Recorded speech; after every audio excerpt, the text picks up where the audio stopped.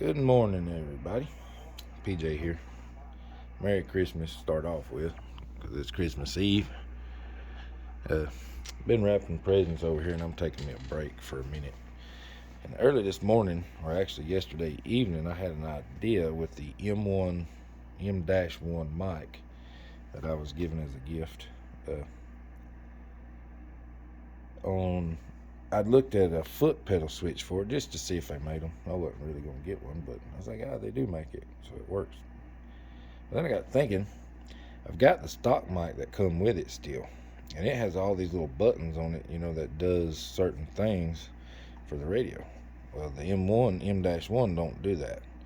It'll just sound and stuff like that, but it don't have any. You can't scroll through the Vfo or anything like that.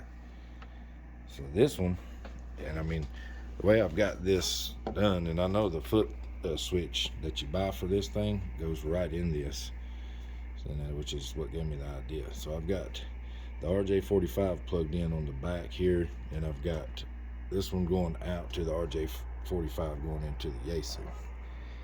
And I'm going to show you what I did, because to make this work, I had to go in. I took the mic apart. There's 3 screws. Take the 3 screws off.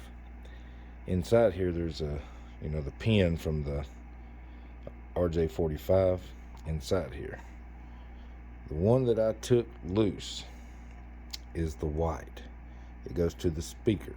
Because what I found was when I key up on the M1 or this one, I'd get some kind of feedback inside. On it wasn't bad. It was just a little bit. So I disengaged the speaker inside, or the mic speaker inside this one. So I can key up. And I'll do it because this one will pick me up when I do it. But nobody's on here. I've been listening for quite a while. And I'll just do a test, see, because I can key up and say KO4 JJP testing. Now the audio that it's picking up is through that mic, not this one. I can talk into this one all day long, even if I hook it to the radio. KO4 JJP testing, and it don't do anything. The volume, or you see the on the scope, that's coming from the M-1. It just picks up everything. So I can key it up. So that means I can sit back here. Let me see if I can sit that up here where you can kind of see. So that way I can key up just by holding it right here, and I can sit back here and talk.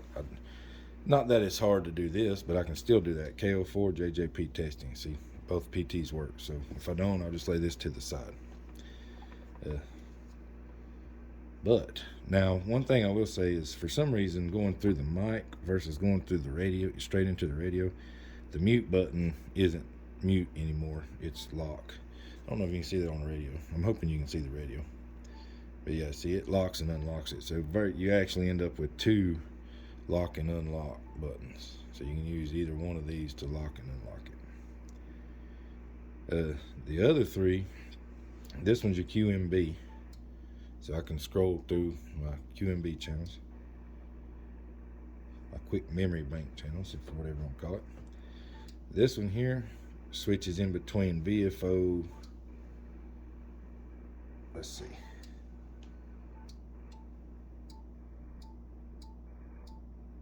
Yeah, so that one's going in between memory and Vfo B, I guess, whichever one I got.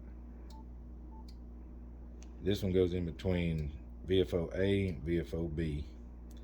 And like I say, this one goes in between, and then I can use the top 2 buttons on the top to go through. So I'm going on 60 meters here.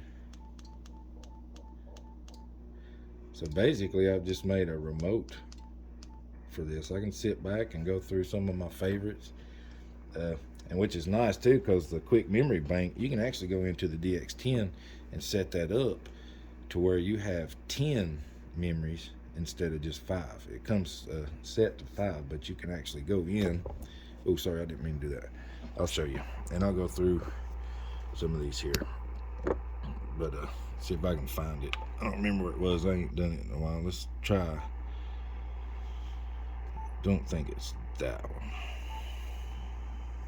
Let's see. The general. I don't want to waste too much time, but it's in here somewhere. Yeah, right here. See, I've got quick memory channels, 10 channels, 5 is stock. So now with the mic as my remote, I can do, which I don't have 10 saved in there, but I can go in between without touching radio. Notice my hand ain't touching the QMB button. And yeah, I ain't played around with those yet. I put it on 10 and don't even use them, but now I can probably start. I can actually get me 10 favorites, and all I can do is sit right here and go through them and listen or whatever. Then I can even set all my QMBs on certain bands, because I can't switch bands from this setup. So maybe if I put my bands on each QMB, like one, say at the start of general or something, then that'll get me started. Then I could probably use the QMB to go through bands. That's what I'm thinking. So just a little something, man, that and most people think, oh, you don't need that thing, but I mean, just like this, I can literally sit back here. Well, here, let me go back to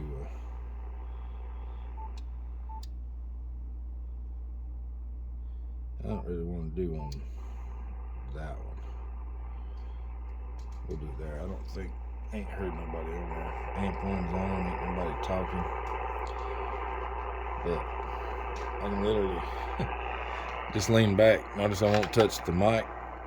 I got the mic PTT right here. KO4 JJP testing. KO4 JJP testing. KO4 JJP clear. Anyway, that's it. Nice little way to make a little remote switch for the M-1. And like I say, I think that would probably work with the M-70, M-100, any of them, the Yaesus that have the dual plugs, because it's like a reversible plug that comes with it. So you can plug this in here, and then that RJ45 goes in here. Then if you've got, you can use this cord on from this mic to, say, probably on a ICOM or something. So you just reverse the cord. But that's it. I thought it's a pretty neat idea. And this little stand I got, I can actually tuck the cord inside there and put it underneath there if I want to. Kinda. One-handed, maybe not. But that's it. So now I got a remote.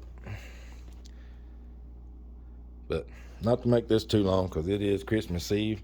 So I just want to wish all my subscribers a Merry Christmas. Everybody be safe going where you're going. If you're traveling, be careful. And we'll see you on the next one. Merry Christmas.